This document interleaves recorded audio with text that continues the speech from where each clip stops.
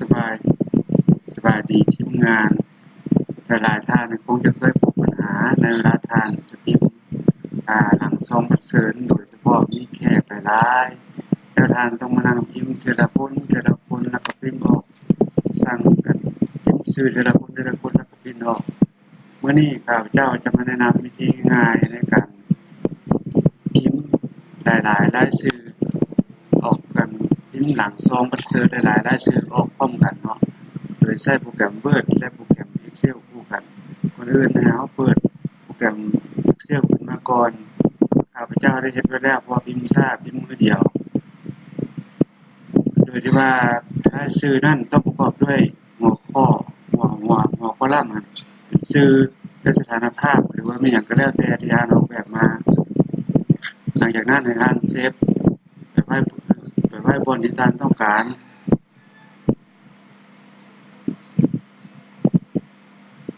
แล้วหลังจากนั้นให้เปิดโปรแกรม Word ขึ้นมา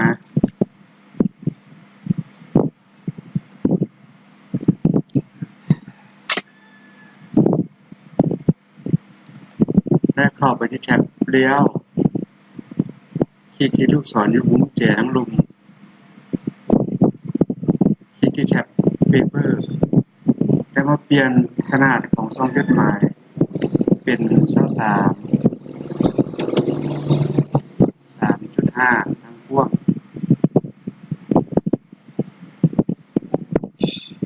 ทั้งสูง 10.8 แล้วก็กดโอเคแล้วคลิกอ่านแล้วให้พิมพ์คำว่าบัตรเชิญหรือที่เป็นข้อความอื่นๆตามความต้องการของท่านแล้วก็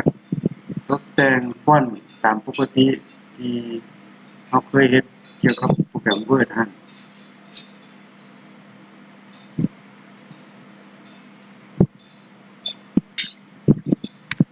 นั่นจึงเฮาลงแถวมาทั้ง2 Enter ให้มันติดไปเบื้องซ้ายแล้วกดแท็บเข้ามาเบิ่งความเหมาะสมของรายชื่อเนี่ยแล้วเข้าไปแท็บ Mail Link Select Recipient Use Existing List แล้วไปชอบหาบอนที่เฮาเก็บไฟล์ Excel ไว้มันจะเปิดหน้าต่างนี้ออกมาให้เฮาเลือกหาชีทที่เฮาสร้างรายชื่อไว้แล้วกดโอเคหลังจากนั้นเข้ามาที่ Insert Merge Field แล้วเอาชื่อกระยะว่าง2เรือตามความเหมาะสมความสวยงามแล้วก็ว่าเอาสถานภาพแล้วเฮาก็พรีวิวเบิ่งพรีวิวเบิ่ง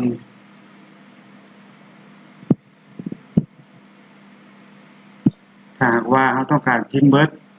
ออกเบิดเฮาก็เข้ามาที่ Finish Merge Edit Individual Document แล้วก็เลือกเอา All แล้วก็โอเค